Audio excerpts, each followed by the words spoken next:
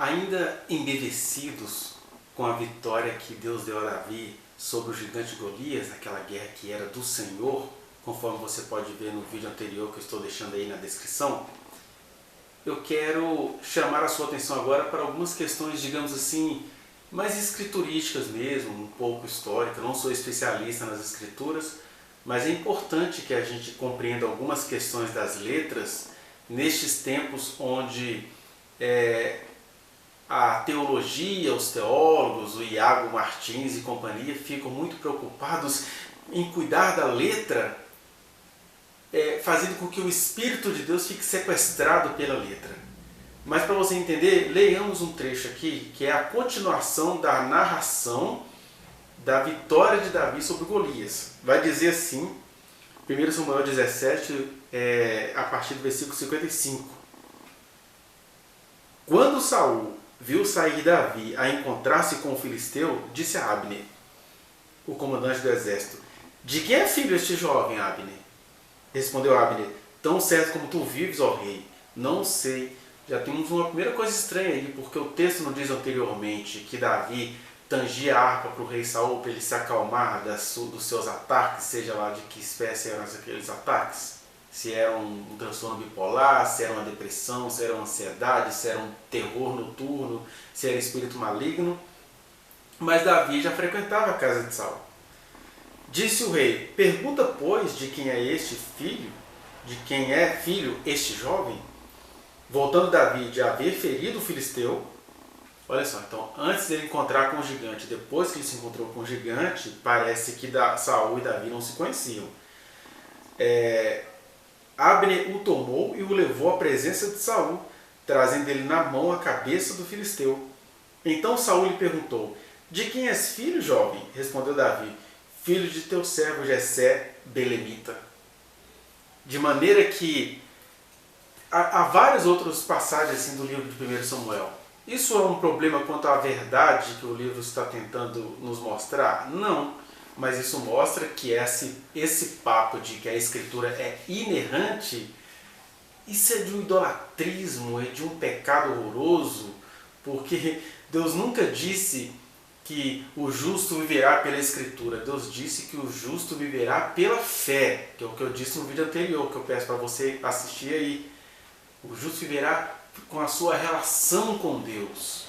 Quando você se relaciona com Deus, você até começa a entender que a escritura não é inerrante, mas nem por isso ela deixa de ser um veículo que carregou a palavra do Verbo eterno.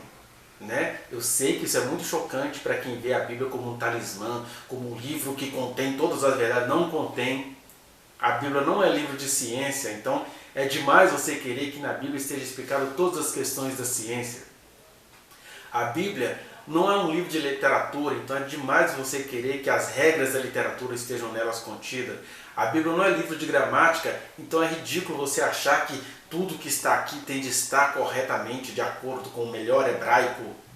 A Bíblia é um livro que foi construído aí por cerca de 1200 anos, né, entre os profetas e apóstolos, onde pessoas diferentes que não se conheciam tentavam deixar registros daquilo que elas iam recebendo do Eterno. E esse movimento também é dinâmico. Existiam coisas como os escritos do profeta que vinham de Deus para o profeta, mas até esse registro ele era perpassado pela percepção do escriba. Por exemplo, os judeus tinham práticas que não tinham nada a ver com o Deus da palavra. Eles tinham aquelas práticas de se banhar para escrever o nome de Deus, depois parar de escrever e tomar outro banho para voltar e continuar lendo as escrituras. De maneira que às vezes, no mesmo texto, se eles tivessem que falar Yahvé várias vezes, escrever Yahvé várias vezes, eram muitos banhos. Isso demonstra um grande temor que eles tinham e ao mesmo tempo mostra um purismo que separava Deus de nós. Por outro lado, a Bíblia, na sua tessitura, ela foi vítima de muitas guerras, extermínios, né? Por exemplo, quando se bota fogo em Israel lá por parte do rei babilônico, por parte do Império Romano, quer dizer, sempre houve algumas pessoas que tiveram que preservar essas escrituras.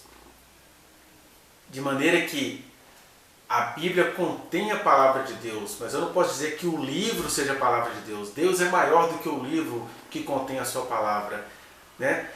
A palavra de Deus é o verbo eterno, é Jesus. Eu sei que muitos já sabem disso, não é novidade para ninguém.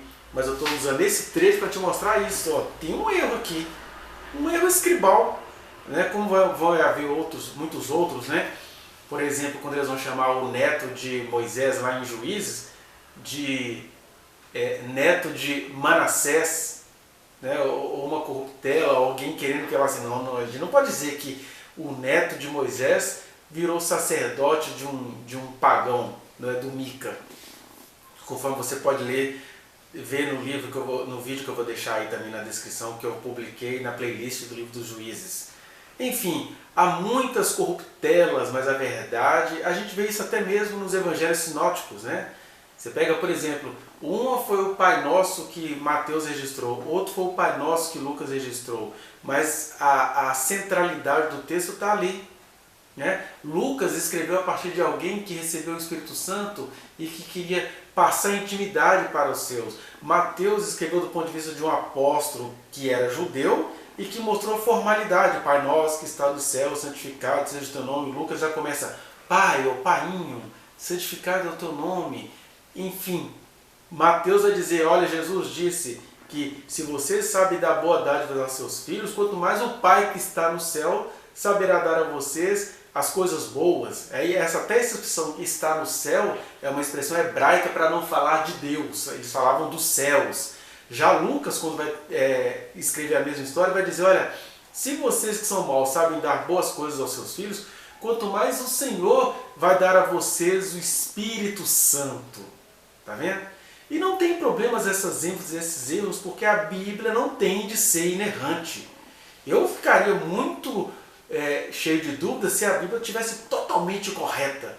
Aí sim daria margem para a gente pensar, olha como essa coisa foi orquestrada, mas aqui não, aqui você vai vendo erros perceptivos, erros escribais, erros geográficos, erros até de tradição. O que tem se o Evangelho Eterno perpassa o escritor, perpassa o profeta, perpassa o crente, e Deus vai se revelando a cada um de nós por meio das nossas percepções também, correndo esse risco de ser mal compreendido. Mas o que em mim e em você não é fruto de percepção? Vão dizer os filósofos da fenomenologia, o Russell, né, aqui entre os pensadores, ele vai dizer dessa intencionalidade, dessa fenomenologia, de quando você vai observando o objeto, ele contém situações objetivas, mas ele também contém o seu olhar, coisa que Jesus enfatizou, olha, se os teus olhos forem bons, a fenomenologia, o teu corpo será luminoso. Agora, se os teus olhos forem maus, que grandes trevas serão. É isso que significa ter relacionalidade com o Senhor. Não tem teologia que derrube isso. Quando você anda com Deus, Ele vai conversando com você e vai te acolhendo na maneira como você conseguia perceber as coisas. E é claro, quem puder, quem tiver vocação para tal, vá objetificando as coisas da melhor maneira possível, como a gente tem feito aqui ao ler as Escrituras, mas não podemos deixar de lado a nossa relacionalidade com Deus, o andar em fé com Ele. É por isso que, nesse sentido, eu te convido a uma pequena recordação daquilo que você encontra aí na internet, em livros de seminário, né? Sobre um pouco dessa historiografia bíblica. O que a gente tem aqui para esse texto chegar como ele chegou? Nós temos primeiro os originais mais antigos da Bíblia, a partir dos quais até a Bíblia na versão portuguesa foi traduzida, é o texto massorético, que foi traduzido ali por volta do ano 900 depois de Cristo. Os judeus de Massorá, né, os judeus que preservavam a tradição, eles conseguiram traduzir aquele texto hebraico original que era constituído só de consoantes, tanto é que Yahvé é um H, um W, H, Y, ou alguma coisa semelhante. Eles colocaram vogais, eles colocaram ponto, vírgula, foram, digamos assim, os reinventores da gramática hebraica, para a gente conseguir compreender aquele texto hebraico todo cifrado, né? Aí muitas pessoas duvidavam disso, né? Mas um texto original de 900 depois de Cristo, acerca do Antigo Testamento, do Novo Testamento, já tinha muitas coisas dos apóstolos, né?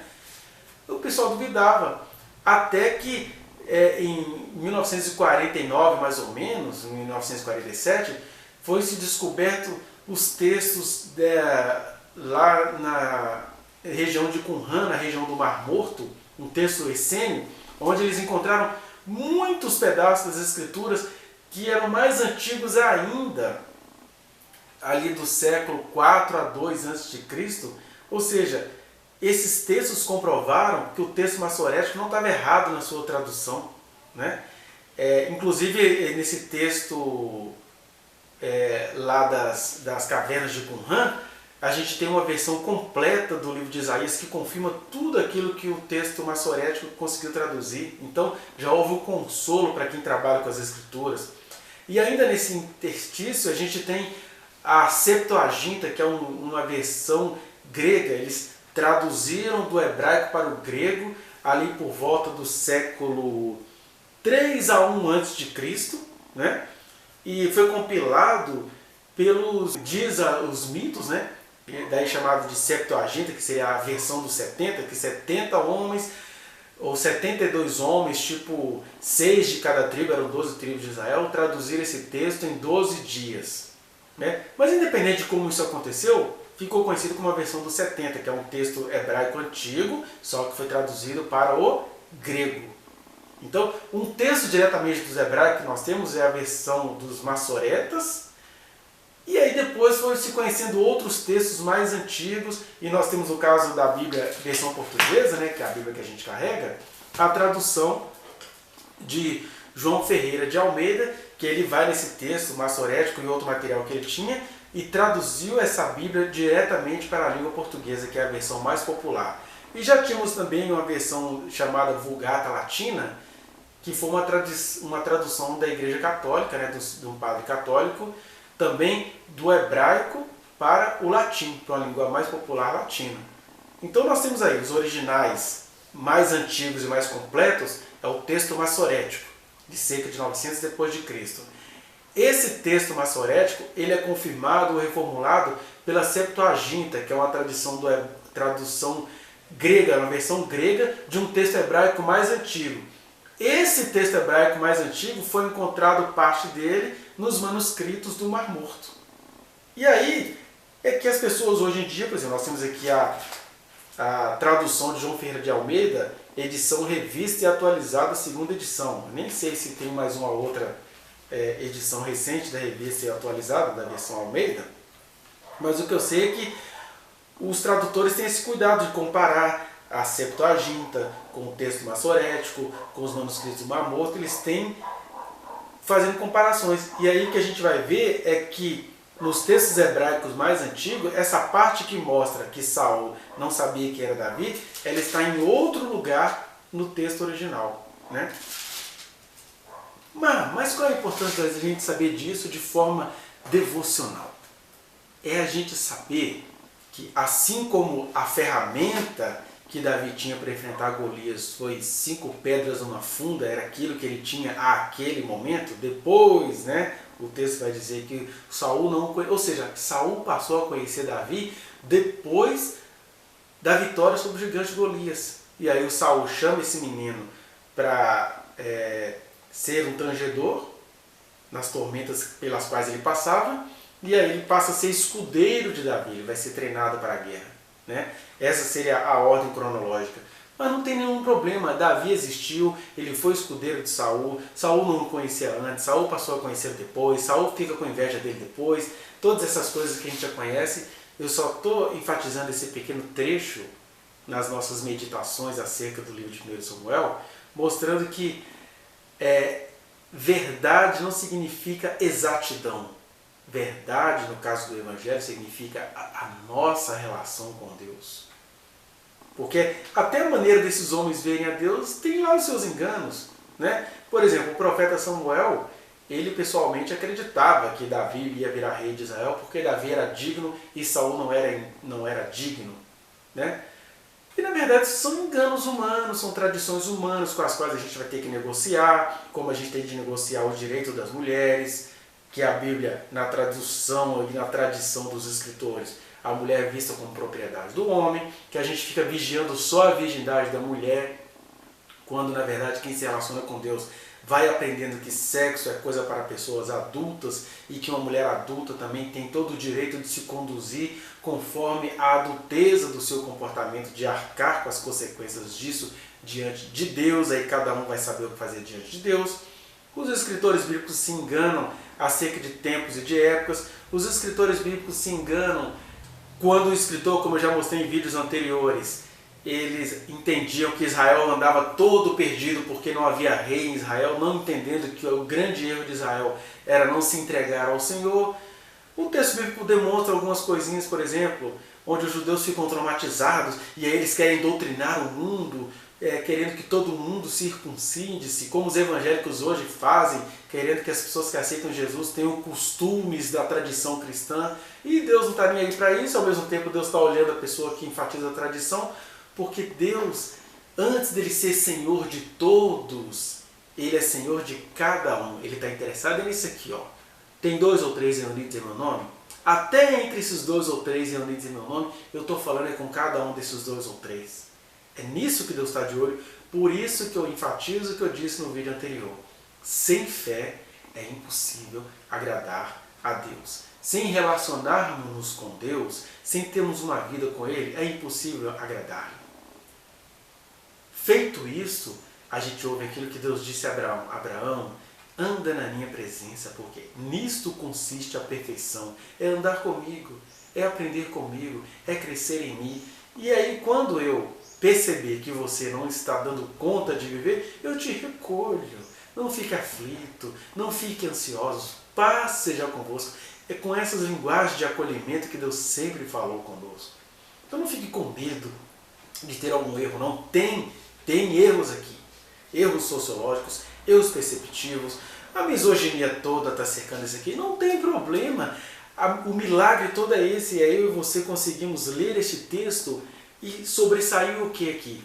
O Senhor dos Exércitos, aquele Deus que governa as nossas vidas, aquele Deus que nos ama eternamente, aquele Deus que nos convida a andarmos em comunhão com Ele e sermos responsáveis nessa comunhão. Em vez de ficar botando a culpa na Bíblia, não, o Senhor me chamou para ser líder da minha casa. O Senhor chamou-me para andar com Ele. No que isso vai dar? Isso aí, ó, é a caminhada de fé que vai mostrando. É isso. Sem medo de ser feliz, porque andar nele é ter coragem para ser feliz nele. Ainda que as Escrituras o demonstrem de maneira trôpega. Não tem problema. Ele é o Deus vivo e eterno que vive em mim e em você. É salutar lermos as Escrituras, mas é patológico a gente ler a Escritura e ficarmos presos nelas, né?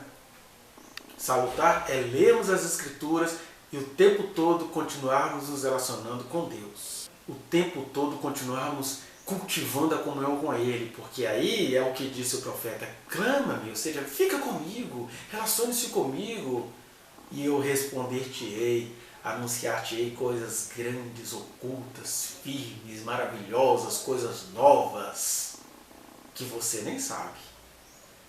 Porque passa por aqui, por nós meditarmos as Escrituras, mas permanece por nós estarmos nele, permanecer nele. É a oração de Jesus: permanecer em mim, como eu permaneço no Pai. Eu neles, vocês em mim, todos nós uns nos outros, essa comunhão inseparável e confundida. O Pai e o Filho e todos nós nele confundidos. A melhor confusão do mundo é essa, confusão, né?